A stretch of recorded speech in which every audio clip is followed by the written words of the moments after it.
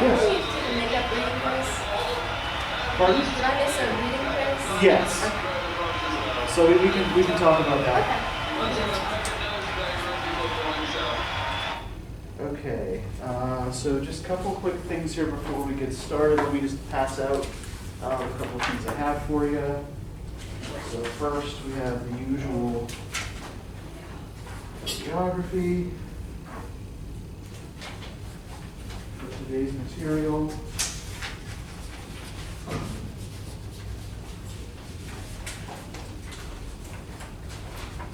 And I want you all to keep the stuff we talk about in mind, in particular for next time, right? So like, what we're reading for next time is, one of Arthur Conan Doyle's Sherlock Holmes stories, but it is very much tied up in late Victorian ideas about colonialism. So a lot of what we're going to do today is going to form a kind of background for what we're talking about on Wednesday.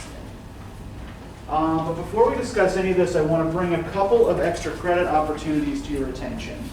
So there are two things that are happening on Thursday that I'm willing to give people extra credit for, right? The first is that Gabrielle Stauff, who is a professor emerita of English here at GSW, that basically means that she's retired, but she's kind of like conferred permanent professor status, right? Has published a poetry collection, and she's going to be coming to do a reading on Thursday. It'll be 11 a.m. in Admin 127. And anybody who comes to the reading will get extra participation points. I do also want to say that if any of you write poetry or are enrolled in one of Ms. Argo's creative writing classes, Dr. Stauff is willing to meet with people and offer feedback in the afternoon, right, if you want to show her some of your work. So if you are interested in that, right, not in the reading itself, you can just show up for that. Anybody can come to that. But if you're interested in one of the feedback sessions, then you want to email Miss Argo at blue.argo@gsw.edu. Now, the other opportunity that I want to talk to you all about is at 1 p.m. University of Texas Austin is hosting an online event with the Liverpool poet and novelist Niall Griffiths. And Griffiths is going to be talking about the cultural impact of Brexit. Do y'all know what Brexit is? Have you heard about this in the news or read anything about it? Okay, so Brexit is a kind of portmanteau or a kind of like smushed together word of British exit. And what it refers to is Britain, right, the UK, leaving the European Union. So, there have been economic impacts, there have been social, cultural, immigration impacts, right? There have been a variety of and there's been a lot of kind of contemporary cultural discourse in Britain over this particular policy, right? Over Britain leaving the European Union. They voted to do so in 2016, but couldn't actually work out a framework for it until last year. So Griffiths is going to be talking a little bit about that, kind of what contemporary cultural life is like in Britain after this exit from Europe, right? So this is accessible by a Zoom link. However, one thing I was thinking we could do, if enough of you are interested, this room is occupied at 1 p.m. on Thursday, but 202 next door isn't. So if anybody wants to do this, what I can do is take over 202 when nobody's using it, and I can just kind of cast the event, I already have a link. I can just kind of cast the event up onto the screen here, and we can all watch it and or participate together. So yeah, let me know after class if this is something you're interested in doing, and I will set this up. I'm going to do it either way. But whether or not we take over 202 will depend on if any of you are interested in doing it. And attending either of these will get you extra participation points. Attending both will get you even more participation points, though I understand that people are busy. Okay, so anybody have any questions about any of this stuff? Yeah, Savannah. How do you want us to show you that we went? Or is there a sign-in thingy through the banking that they scan the code? For which one? For the admin one. 'Cause if we For do the something like yeah, that- I'll be there. Okay. So just make sure that I see you. For the second one, is there any way you can send us a link? Because I'm not on campus on Thursdays. I can send you a link. Okay. Yeah, I can send you And a link to it. then just email you a picture of me watching it, or? I should be able to see who else is participating. So yeah, I can look for your name in the participant list. Any other questions? Okay, great. So the other thing I wanted to talk to you all about was paper 2. So I've given you all the assignment sheet for this. And mostly I just kind of wanted to go over this early enough that everybody sees this coming and knows what they have to do and knows when they have to start putting certain things into motion, right? Because paper 2 is a research paper and thus requires a lot more advanced planning than a simple close reading paper does, right? You are going to have to incorporate 5 secondary sources into this paper. So you're going to need time to think about them and find them. And you're going to have to choose 2 texts from the course that you're going to compare to each other, right? So this requires a lot more careful thought and planning. Now, what I've tried to do here is break this up into 3 stages, right? So just as you did a proposal and then the final paper for the midterm, right? For this, you're going to do this in 3 stages, right? You're going to do an annotated bibliography first. And then you're going to do a proposal. And then you are going to do the final paper. And the final paper will be due at the very, very end of the semester, right? So May 9th is the due date for the final paper. The annotated bibliography is going to be due the 15th of April. So you should probably get to thinking about things you might want to write about and start doing some research. And the proposal is going to be due, I think I made that due the 22nd of April. Yes. So the proposal isn't going to be much different from what you did for the midterm paper, right? The one thing that I want you to add to the proposal, I want you to give me a sense of what the current state of research is about your topic, right? So what in general are other sources saying about this? So because you're only doing the proposal is only 500 words, right? Keep that brief.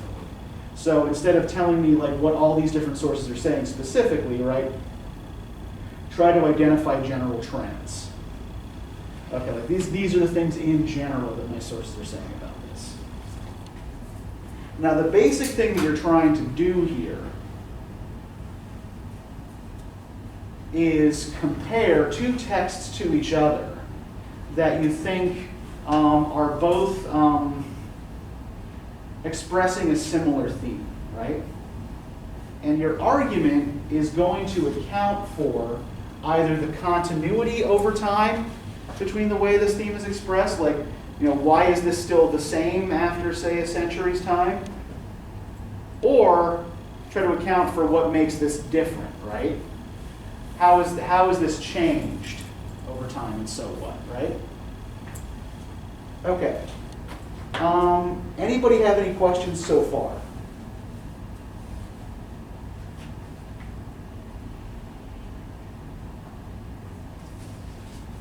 Has anybody done an annotated bibliography before? Anybody familiar with do any of you know what an annotated bibliography is? Okay, so this is new territory. All right, so let's spend a little bit of time on that then, so that everybody knows what it is you're supposed to do. Okay, so if we turn to the 3rd page here, there's an explanation, right? So you're going to need to find at least 5, but no more than 7 secondary sources. You're going to put them into an MLA-style bibliography that includes a short, roughly 5-sentence paragraph that describes each source.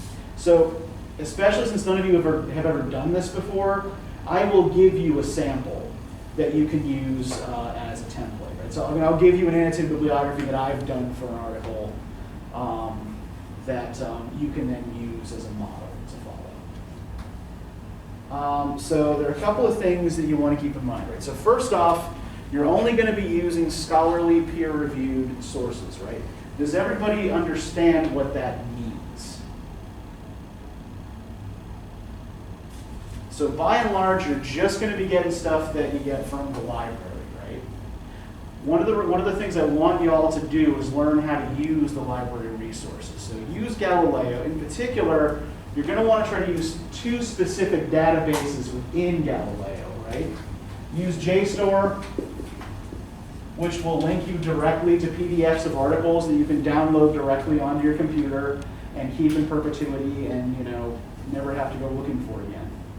You can also use the MLA International Bibliography,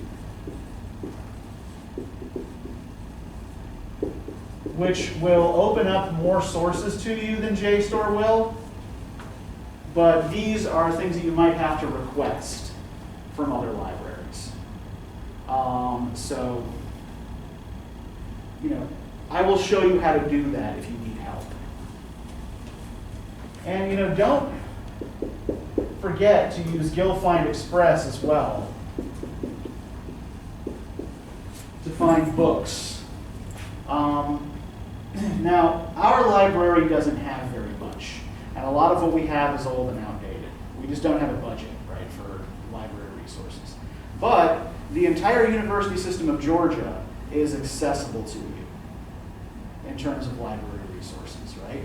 So if you need a book that our library doesn't have, chances are one of the other libraries in the system does have it, and I'll be happy to show you how to request them, right? Now, one thing that I don't want to hear from any of you is, I couldn't find any sources. Now, why do you think I don't want to hear that complaint?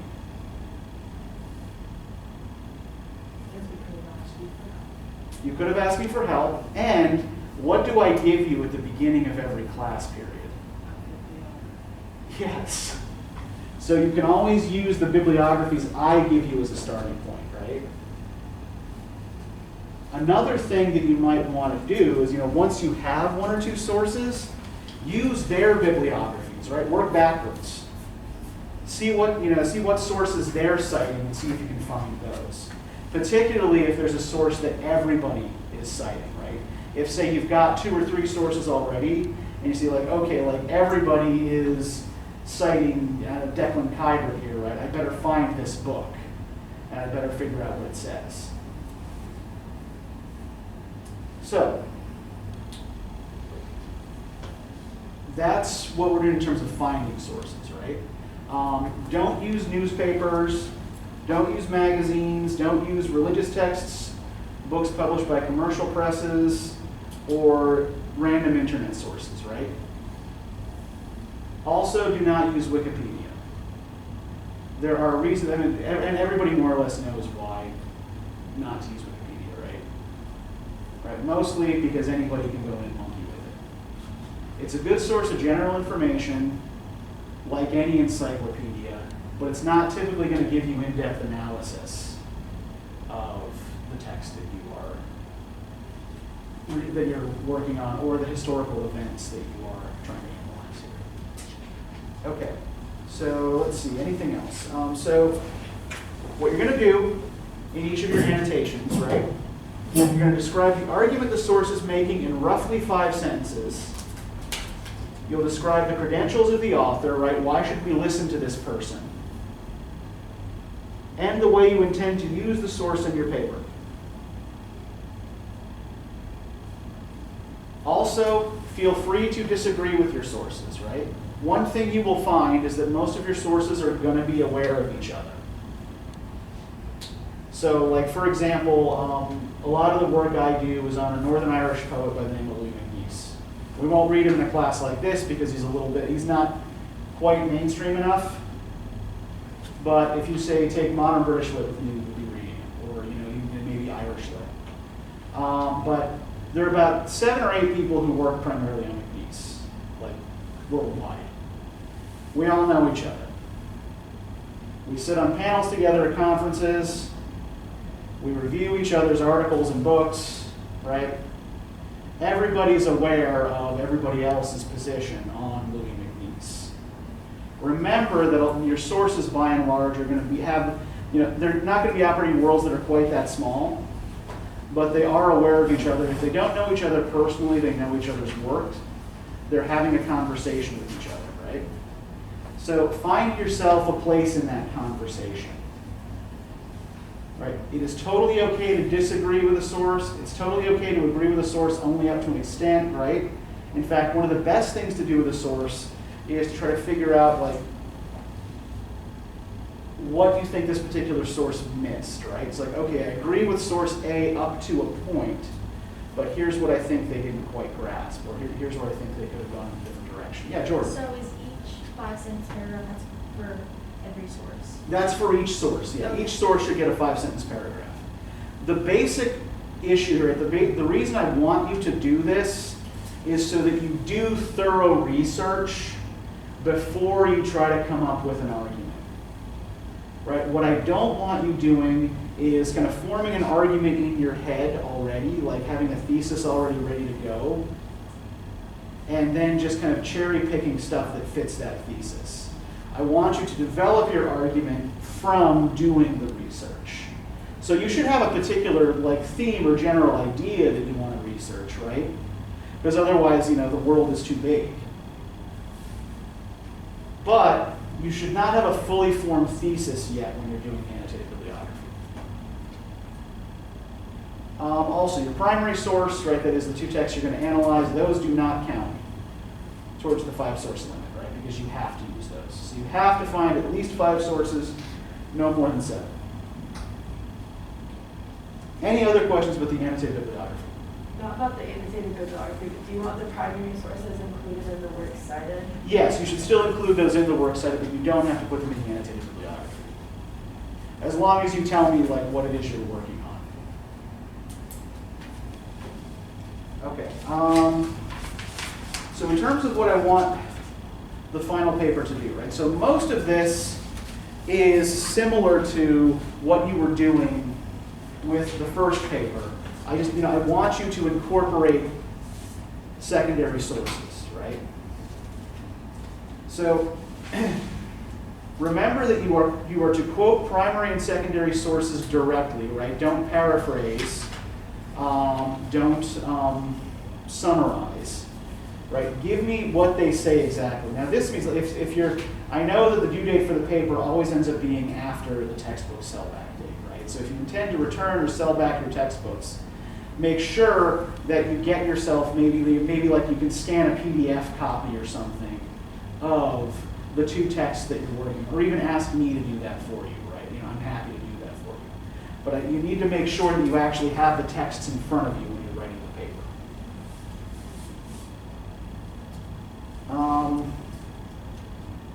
Most of this, I think you can probably understand on your own. But yeah, does anybody have any other questions about this assignment?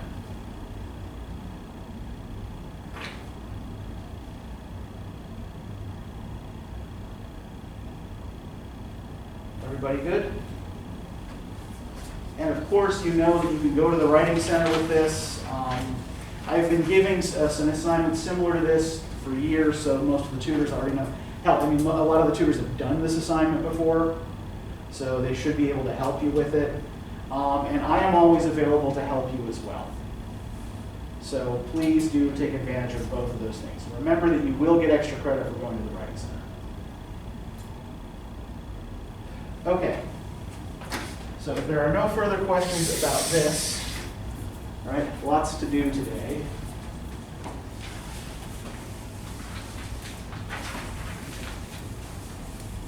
If there are no further questions about this, then let's briefly review the vocab words from the last quiz. and then we'll get into today's material. Okay, allegory. What's an allegory? The paper of the text relates to something outside of what it is. Yeah, exactly. It's yes, a picture or text in which the elements refer to things outside of the text. Yes, good. And everything from last week's quiz was related to what text? Christmas Yeah, Christmas Carol, Charles Dickens, because that was the only thing you read the previous week, right? Okay. All right, Ebenezer Scrooge. He was the guy that had to learn the lesson. Yes, he has to learn the lesson, right? And what is the lesson that he has to learn? To not bring the material stuff, like not hoard the material stuff. Okay, yeah, it's about not hoarding, right? It's about, the lesson he has to learn is about generosity and empathy, right? Or sympathy, anyway. All right, good. The Hungry 40s. What were the Hungry 40s? It was the bad economic depression from like mass unemployment, Mhm. bad harvesting, bad U.S. Yeah. Yeah. Defaults on U.S. debt, yeah. Mhm. And okay, and so what's Dickens' argument in relation to the Hungry 40s? What did the British government do in response to this depression? They hoarded money, like they refused to spend. Yeah, they instituted austerity measures, right? They did that kind of belt tightening, right? And so Dickens' argument in A Christmas Carol is at the very least that if the government's hoarding money, then private citizens should go out and start spending to get the economy moving again, right? All right, prolepsis. What is prolepsis? It's a flash forward. Yeah, prolepsis is a flash forward, right? And where do we see this in A Christmas Carol? When they flash forward to the ghost of the future. Yeah, and really the present is a flash forward as well, right? Because at the end of the whole session with the ghost, right? Scrooge is back in, Christmas morning, with none of this actually having happened, right? So yeah, so the last two ghosts actually are flash forwards, right? And then the corollary to this analepsis is a flashback, exactly. Yes, and the events with the ghost of Christmas past are analepsis, right? All right, good. Tiny Tim. It was the kid who was gonna die if Scrooge kept hoarding money. Yeah, that's right. Yeah, if you don't start giving money away, little Billy doesn't get his new kidney, right? And yeah, so the whole Tiny Tim thing, right, is about work, like Scrooge developing sympathy, right? Developing fellow feeling. Right? First, they show him his lonely childhood self, right? And then the ghosts show him, poor little Tiny Tim hobbling around on a crutch. And he's able to make a kind of identification. Right. Jacob Marley. It was Scrooge's associate that Mhm. died in the Minstrel's ghost. Yeah. And Marley's ghost is weighted down by the chains and the money boxes, right? The money that he hoarded in life, right? So he is appearing to Scrooge to make the argument to not hoard, right? To spend. The empty, rusty scabbard.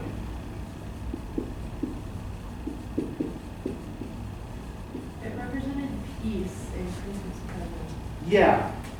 So it's a sheath for a sword, right? There's no sword in it. It's rusted over. Yeah. So this is actually an example of allegory, right? It's an item in the story that represents some larger concept, right? So yeah, the empty, rusty scabbard is an allegory for peace. Right. Boxing Day.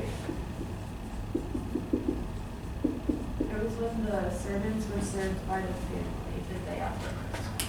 Yeah, it's that kind of like reversal that occurs on the second day of Christmas, right? December 26th. Yeah, when the servants are served by the family. And this is relevant in that this is when Scrooge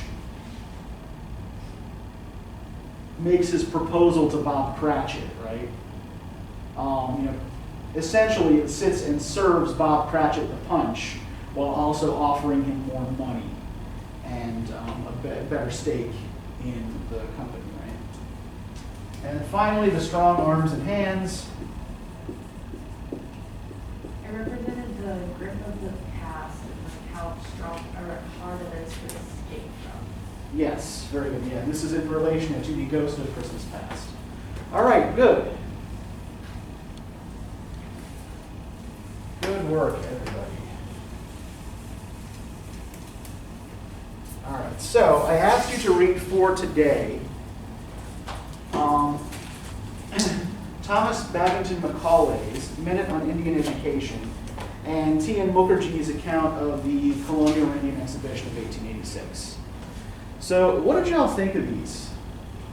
Do you have any thoughts or impressions that you want to share? I liked how in the second one, Uh-huh. A Visit to Europe, he, I think it was in like the third page maybe. Okay. He talked about how like we all see each other as barbaric. Because it was Uh-huh. like we're like the English see everyone as barbaric, but he kind of pointed out like everyone sees us as barbaric too. I just like that. You don't ever really see that. Okay. Yeah, so what Mukherjee is doing is giving a colonial subject's impression of the British, right? So yeah, so he's kind of giving us the other side of the argument here. Anything else? Any other impressions that you all have before we start really going into this?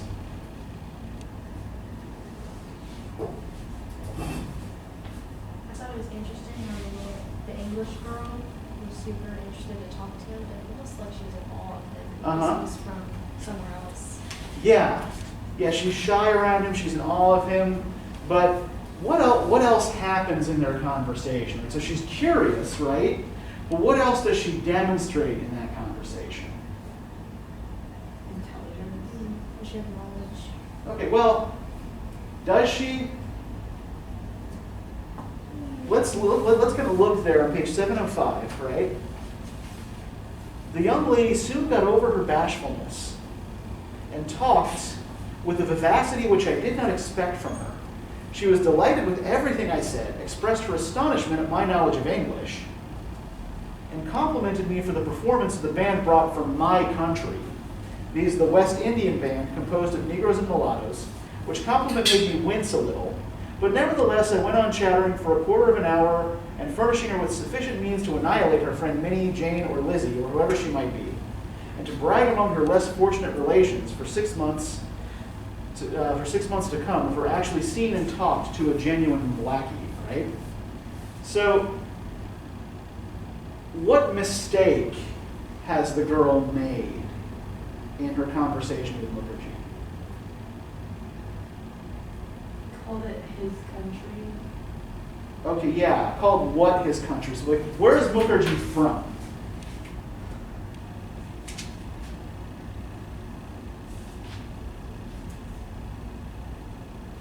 Yeah, Mukherjee himself is from India, right?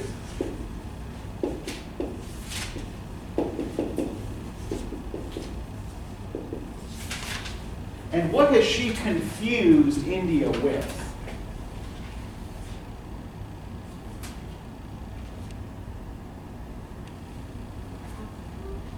Not Africa, but the West Indies, right? So she has confused India with the Caribbean, right? Because it's the East Indies, West Indies, right?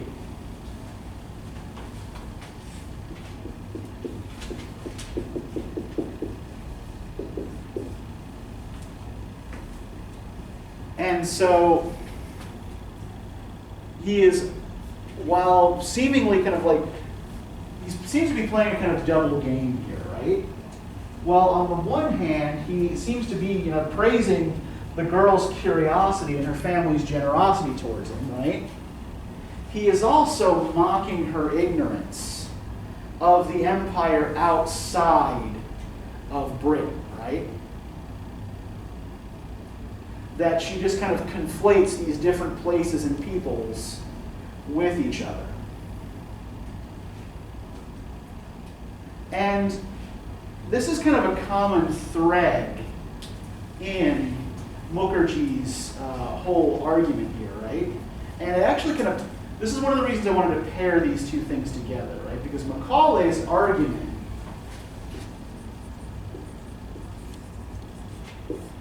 is essentially for English superiority, right?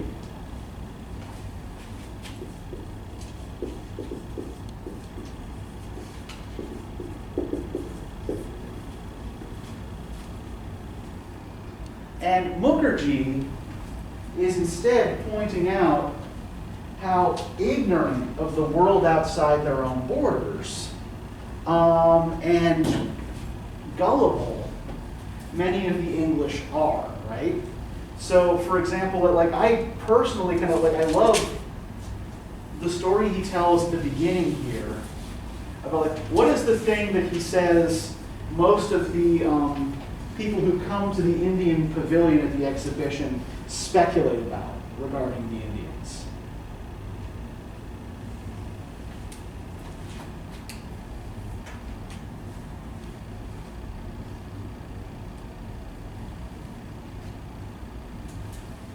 They didn't think they'd be able to do anything. And then he says they were astonished to see the Indians produce works of art. Yeah, and even like astonished to see them doing anything, right? Just this, you know, mundane shit, like, you know, walking, sitting, eating, reading, right? Ordinary things that everyone does. And, you know, like they all receive these astonished shouts of, "Oh, I never," from these British spectators, right? Now, what else then follows that people like to speculate about? Like the number of wives they have. Yeah, the assumption that all Indians must be polygamists, right? And that they all have a number of wives waiting at home, right? 250 here being the usual number. So what they decide to do then is have a little fun at the expense of these English observers, right? You could tell any amount of stories on this subject without exciting the slightest suspicion. Once, one of our number told a pretty waitress, "I am awfully pleased with you and I want to marry you. Will you accept the 40th wifeship in my house, which became vacant just before I left my country?" She asked, "How many wives have you altogether?" 250, the usual number, was the ready answer. "What became of your wife number 40? I killed her, because one morning she could not cook my porridge well." So he's making, the guy telling the story is making all this up, right? But what he's doing is having fun with the kinds of assumptions that the British make about people from other parts of the empire, right? That they regard as being more primitive, right? So there is kind of throughout both of these pieces this tension between these ideas of civilization and barbarism that comes from one of the ideas with which Macaulay in particular is most associated, right? So Thomas Babington Macaulay is a politician of the Whig Party. And to remind y'all about who the Whigs were, in the latter part of the 18th and earlier part of the 19th century, right, the Whigs were the party primarily of urban business interests.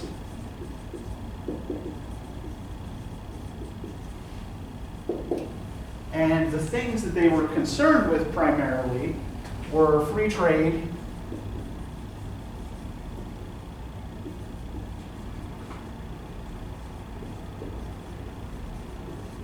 personal liberty, and scientific progress. They were also more in favor than the conservatives of limiting the power of the monarchy.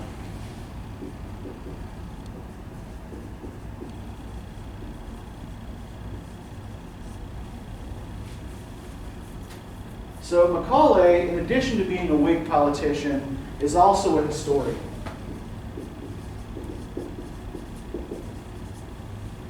And in the histories of Britain that he writes, he tends to promote these particular Whig values.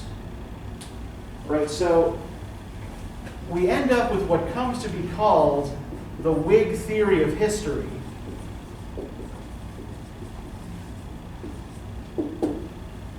Because of the way it defines civilization. Right? So the Wig Theory of History paints history as a kind of march of progress from barbarism to civilization. Right? That history is just this kind of uninterrupted line, right, from point A to point B, in which things get a little better in each successive era, right? And people just keep getting more civilized. But this definition of civilization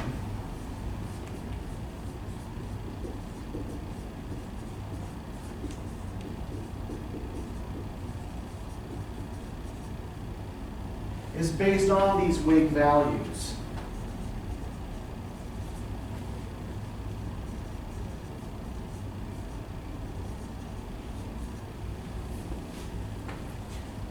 Right. Constitutional monarchy, personal liberty, free trade, and scientific progress, right?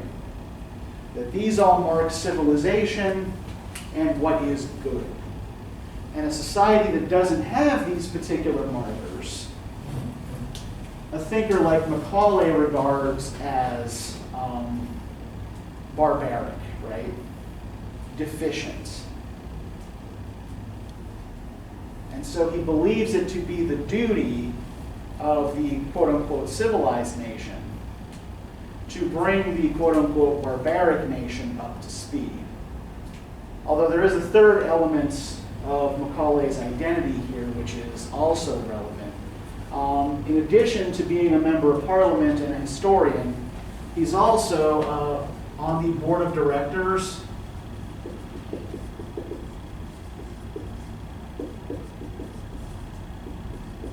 for the East India Company.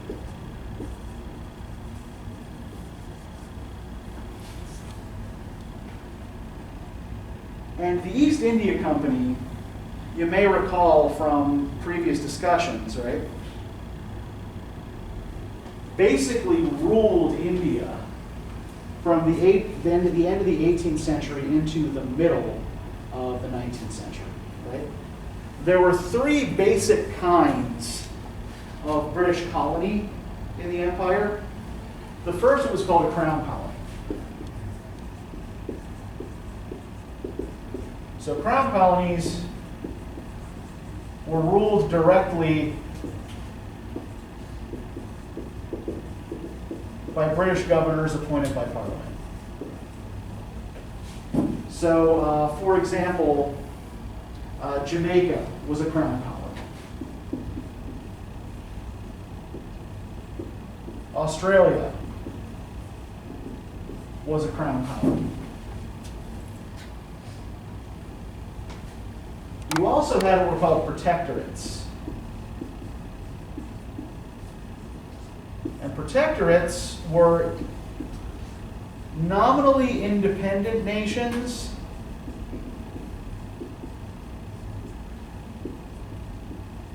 that gave up some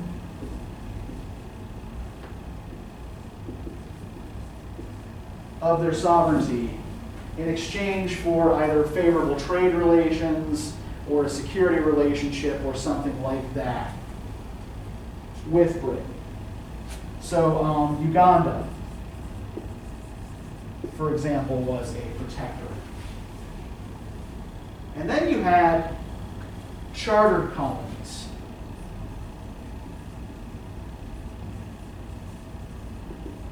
And chartered colonies were run by private corporations.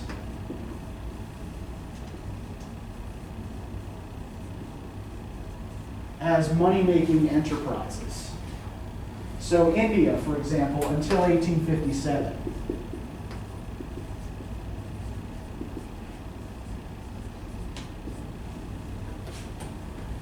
was a chartered colony. In fact, the first colonies in the United States, or what's now the United States, the Jamestown colony and the Plymouth colony, right? Those were actually both chartered colonies as well. They were begun by private business interests, right? So while, for example, the Plymouth colonists were leaving England for religious reasons, or to find religious freedom, they were also expected by the sponsors of the colony to make a profit there. Right? There was an economic motivation as well. And we may recall again from when we talked about Romantic Orientalism, right? That there was a lot of money to be made in India.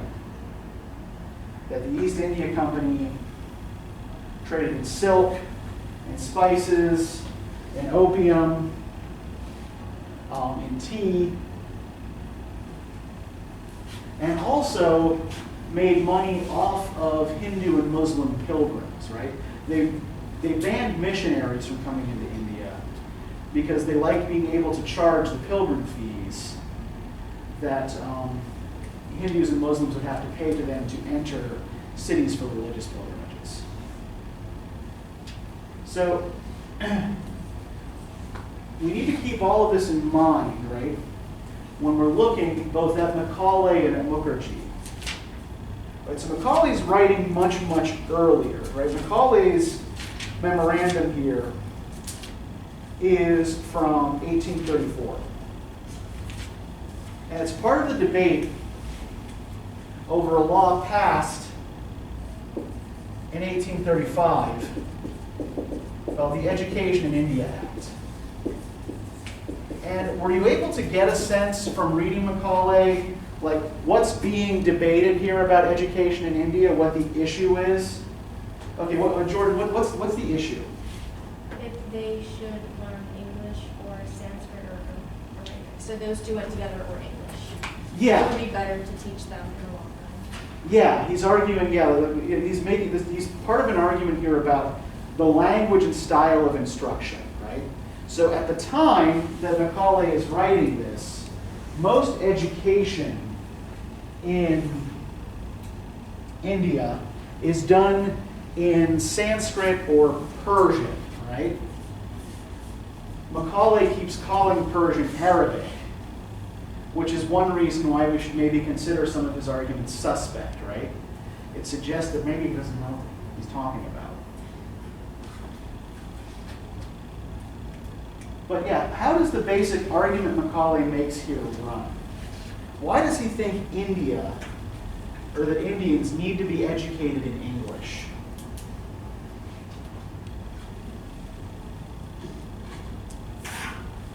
Well, he says that the ruling class and the higher class of the seats of the government speak it, and then he also says it's most likely to become the language of commerce throughout the seas of the East. Okay, yeah, and I think that's the real argument there, right, is the commercial argument. There's other stuff he says earlier, right, that indicates kind of like his general feelings about India and about Indians. But yeah, those commercial arguments, I think, are the really important ones here, because remember, he's making these arguments in this particular role, right? So he's thinking about different ways in which the East India Company can connect up its interests, right? He mentions, if you look on page 687, where I think you were talking about here, right? Can you start reading for us, Savannah, from "It is likely to become the language of commerce throughout the seas of the East"? It is likely to become the language of commerce throughout the seas of the East. It is the language of two great European communities which are rising, the one in the south of Africa, the other in Australasia. Communities which are every year becoming more important and more closely connected with our Indian Empire. Whether we look at the intrinsic value of our literature or at the particular situation of this country, we shall see the strongest reason to think that of all foreign tongues, the English tongue is that which would be the most useful to our native subjects. Okay, thank you. So, just want to pull up a map here for a second of the British Empire as it appeared in 1886, which is not much different from how it appeared in 1834, which is a little bit bigger. Did I not turn the dim? No, I did turn it on. Okay. All right, here we go. Somebody fixed the damn display. Thank God. Okay, so the shaded blue areas here. This, by the way, is a linen map of the empire that was sold at the Indian and Colonial exhibition that Mukherjee was writing about as a souvenir. So the three places he's talking about connecting here, right? South Africa, Australia, India. What do you notice about the relative positions of these countries? What essentially is Macaulay proposing the creation of? Another trade triangle. Yeah, it's an Indian Ocean trade triangle to match the Atlantic trade triangle, right? Which, since the American colonies declared themselves independent, is a little bit less viable, right? So yeah, they're looking for a new trade triangle, this time an eastern one to match the western one. So the other thing that's interesting about the way he frames this, right? Who does he say the English tongue would be most useful to? The native subjects. Yeah, most useful to our native subjects. That's a kind of weird and ambiguous phrase here, right? Like, what does it mean to be native any place? If you're a native of Southwest Georgia, for example, what does that mean? You're from there. Yeah, it means you're born there, right? You grew up here. So you're a native of whatever place you happen to be born, whatever place you happen to be from. Now, who do you think Macaulay means when he says native subjects here?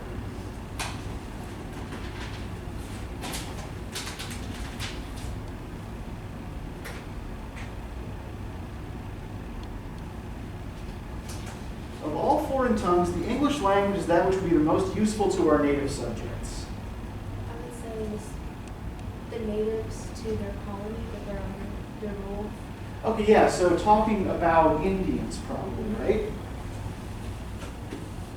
And indeed, in the Victorian context, native usually doesn't refer to English people or to British people generally. It usually refers to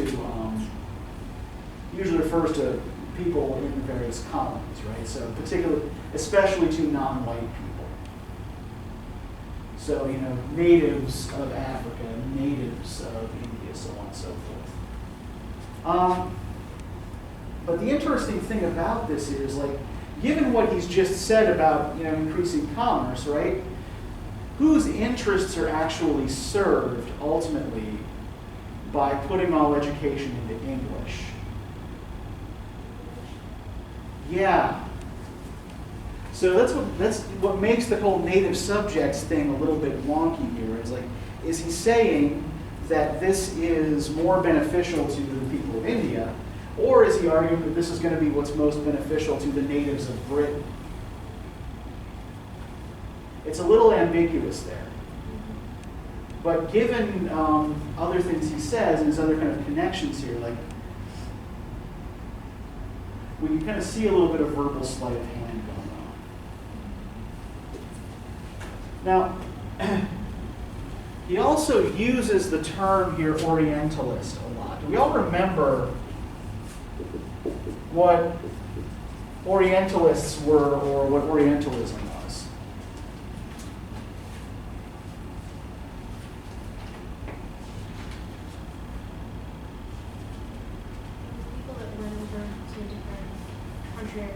to learn more about their lifestyle and Uh-huh. kind of help them. They weren't trying to colonize or destroy. Yeah, I mean, I think if you're thinking of like the Thomas Daniel piece, right? You know, where like Orientalists specifically were scholars who studied the languages, culture, and history of Asia, right?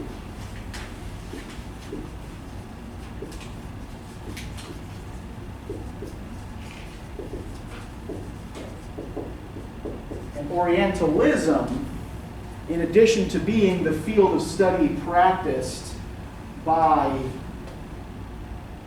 Orientalists, was also this kind of philosophical position towards the East, right? Where the East was always kind of put in an inferior or negative light when compared to the West, right?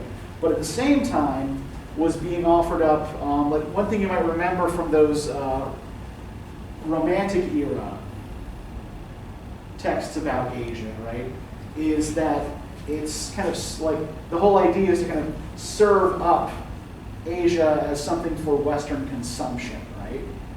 Pretty pictures or terrifying pictures for Western audiences to safely enjoy in their safe European homes, right? And we can see in the Victorian period a kind of shift in attitude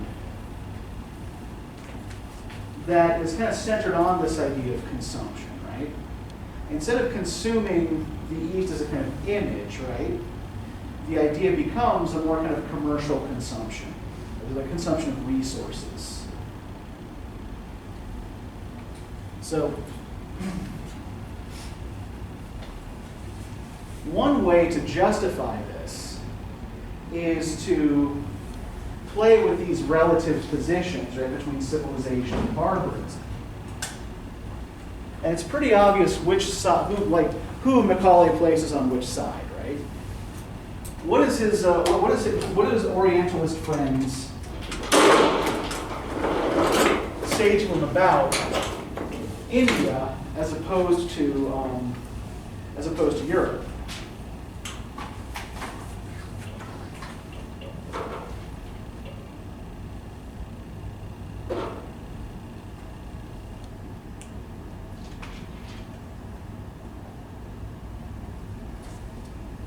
If we look at the bottom of page 686, top of page 687. Can I get somebody to actually to read that paragraph at the bottom of 686 that starts with, I have no knowledge of either Sanskrit or Arabic. I have no knowledge of either Sanskrit or Arabic, Mm-hmm. but I've done what I could to form a correct estimate of their value. I have read translations of the most celebrated Arabic and Sanskrit works. I have conversed both here and at home with men distinguished by their proficiency in the Eastern tongues. I am quite ready to take the Oriental learning at the valuation of the Orientalists themselves. I have never found one among them who could deny that a single shelf in a good European library was worth the whole native literature of India and Arabia. The intrinsic superiority of the Western literature is, indeed, fully admitted by those members of the committee who support the Oriental plan of education. Okay, thank you. So, what is he saying his friends who are Orientalist scholars are telling him about the relative value of? Only a little bit compared to how much Britain is. Yeah, so, right, basically, the European literature and civilization are worth more than the whole of Indian civilization, right? And what telling admission does he make at the beginning of this that maybe should, again, like make us take everything he says with a little bit of a grain of salt?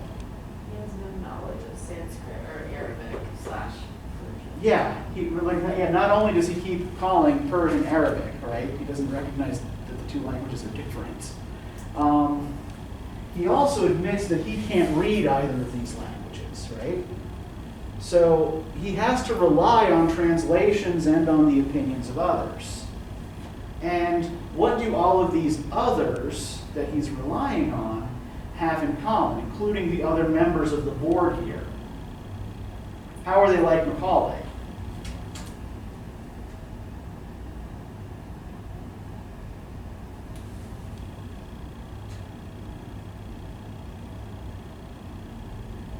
Well, let me put it to you this way. Does Macaulay seem to be asking anyone in India how they would prefer to be educated?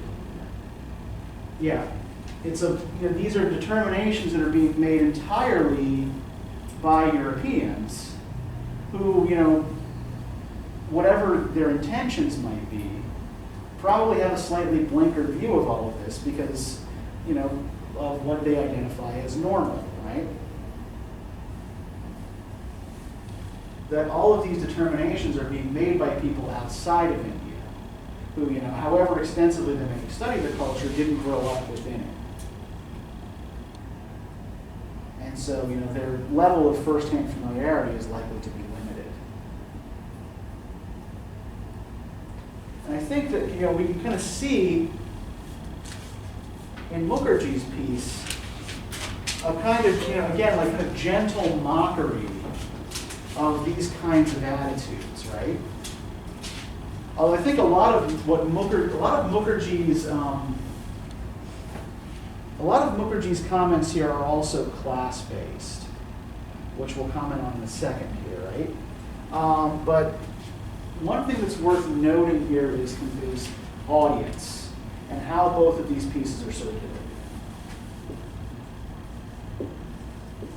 So Macaulay circulated his memorandum to other members of Parliament and to other high-ups in the East India Company. So Macaulay's memorandum isn't intended for public consumption. It's intended for a fairly homogeneous audience of people of similar backgrounds, similar levels of education and wealth, who are all concerned with this particular debate, right? Over, what language and what method of instruction should be adopted in Indian education, right? And the people who propose an English model for Indian education win the argument, perhaps unsurprisingly. Which is one reason why you'll probably read a lot of pieces and even kind of hear speakers from former British dominions talk about how they had to read all these Wordsworth poems about daffodils without having any concept of what a daffodil was, right? Because it's an English flower, it doesn't grow where they're from. So they're like, why is this guy so crazy about daffodils, right? What's the big deal with daffodils? But yeah, so this kind of extends to content as well as language, right? They're learning kind of British influenced content as well as the English language. But Mukherjee's audience is quite different, right? Mukherjee is actually writing for two audiences. So on the one hand, he's writing dispatches back home to a newspaper in what was then Calcutta, what is now Kolkata. But he's also publishing these dispatches in English newspapers at the same time, right? So Mukherjee is trying to appeal to as broad a public as possible, right? So while Macaulay is writing a private communication, Mukherjee is directly involved in a public sphere debate, but he's addressing a very broad public, right? So there are two aims at work in his dispatches back from this colonial exhibition. Right? On the one hand, he wants to kind of demonstrate to people back home how he and the other Indian delegates are holding their own against these Britons. But he also can't be too insulting to his British readers, right? Or they will respond angrily. And maybe the piece won't get published, or he won't get paid for it, or people might figure out who he is and where he lives and try to threaten him. So there's a delicate balancing act in this particular situation. How do you think Mukherjee resolves this balancing act? What does he do to please his Indian readers, but not piss off his English readers.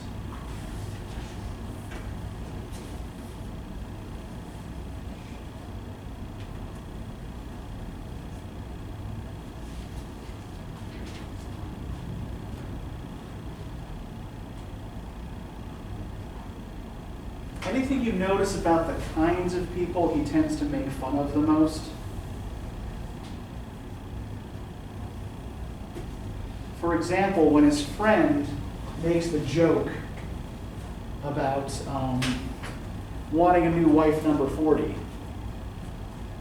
who does he make it to? A waitress. Yeah, he makes the joke to a waitress, right?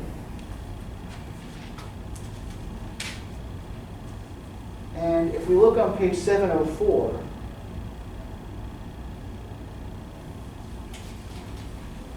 can I get somebody to start reading the paragraph that starts with, if we were interesting beings in the eyes of the Londoners? If we were interesting beings in the eyes of the Londoners who had oftener opportunities of seeing their fellow subjects from the far east, how much more would we be so to the simple villagers who came by thousands to see the wonders of the exhibition? Their conduct towards us was always kind and respectful. They liked to talk to us, and whenever convenient, we tried to satisfy their curiosity. Men, women, and children, whose relations are in India serving as soldiers or in any other capacity, would come through the crowd all panting to shake hands with us and ask about their friends. Many queer incidents happened in this way. Do you know Jim, James Robinson, you know of, regiment? Asked a fat elderly woman, who one day came bustling through the crowd and took me by storm without any of those preliminary maneuvers usually adopted to open a conversation with a stranger. I expressed my regret in not having the honor of Jim's acquaintance. The good old lady then explained to me that she was Jim's son and gave me a long history of her nephew and the circumstances which led to his enlistment as a soldier. If the truant nephew lost the golden opportunity of sending through us his dutiful message to his son, she on her part was not wanting in her affectionate remembrances of him.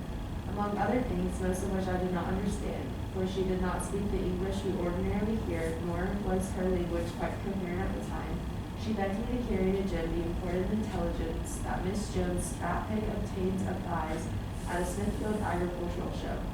I shewed my alacrity to carry the message right off to Jim in the wilds of Upper Burma by immediately taking leave of the lady who joined her friends and explained to them that I was a bosom friend of her nephew. Okay, so let's try to take this episode apart here, right? So what kind of person here is Mukherjee making fun of?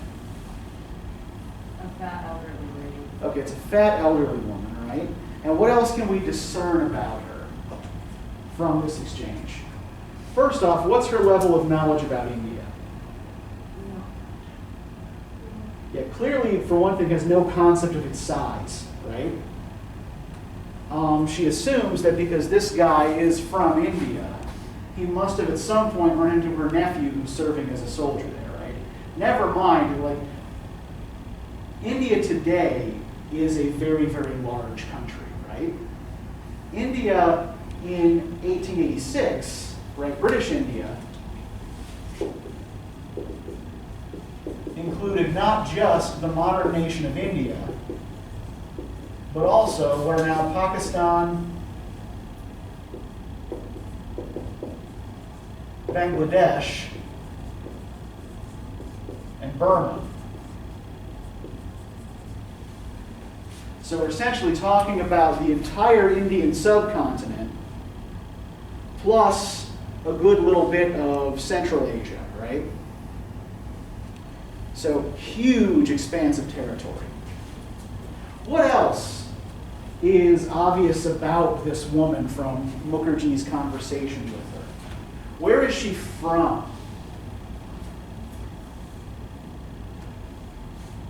And what sort of manners does she have?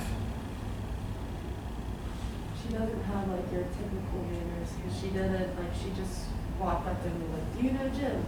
She was like, "Hey, I'm this lady." Yeah, she doesn't go through the expected process of introduction, right? She just kind of runs up and kind of taps him on the shoulder and hails him. It's like, "Hey, do you know my nephew?" Right? So, not a strong sense of etiquette, right?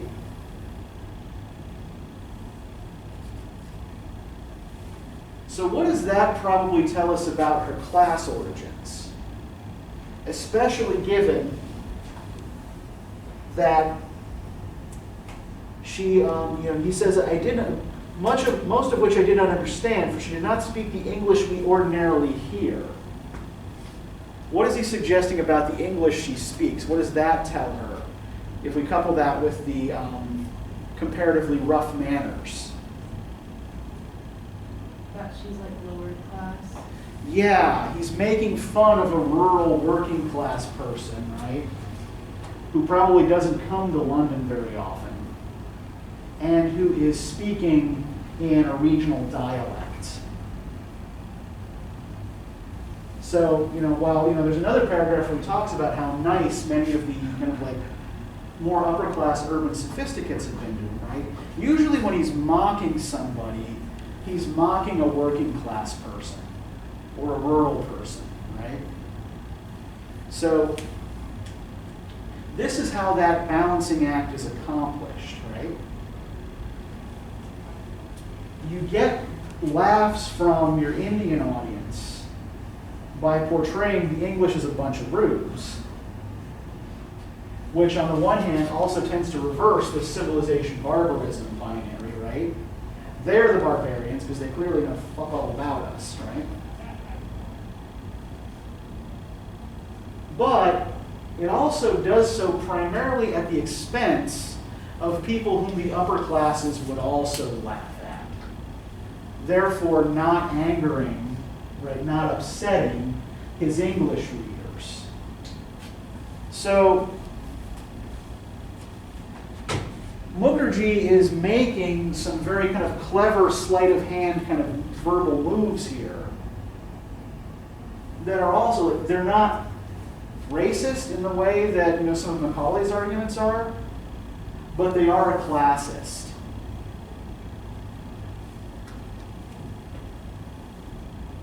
So,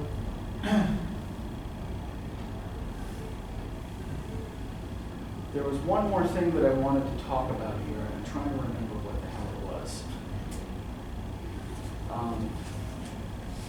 All right, so let me actually just give you a little bit of context for this exhibition that Mukherjee is writing about here as well, right? So he is attending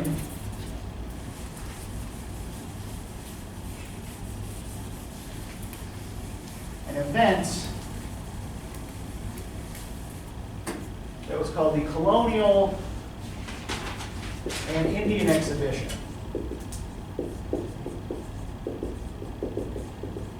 And this ran from May 4th to October 15th, 1886. And essentially, like, what it was kind of, have any of you all ever been to Disney World? Okay, in Epcot Center, there's that World Showcase where the pavilions where you get like kind of a very cursory example of each represented nation's culture, usually sponsored by some by some business or corporation. The Colonial Indian Exhibition was kind of like that, but it was focused solely on British dominions, right? So each different dominion had their own pavilion, and there were things to see there, like botanicals brought from the colonies, colonial subjects performing their native crafts and native music and dances. There was a reconstructed tomb of a Maori chieftain from New Zealand. So there's a good deal of appropriation that's happening here as well, right? And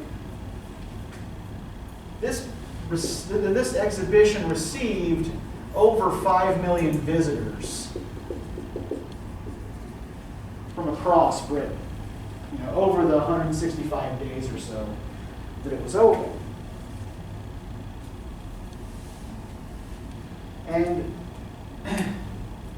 so, for many Britons, this is really kind of like the first idea, they're like the first taste they're getting of the empire outside of their own island. They're aware that there is this, that there's an empire out there, and that's where tea comes from, and that's where sugar comes from, and that's where opium comes from. But they don't know that much about it. It's always kind of operating in the background of their consciousness. And this is the kind of thing that I want you thinking about when you read the Conan Doyle story for next time, right? That Conan Doyle actually is someone who is well aware of the empire of imperial practices, right? But there's a lot of colonialist discourse operating in the background of the speckled band. So that's one thing that I want you to watch for in particular. Let me give you the reading questions for next time. And then I will send you on your merry way. Okay.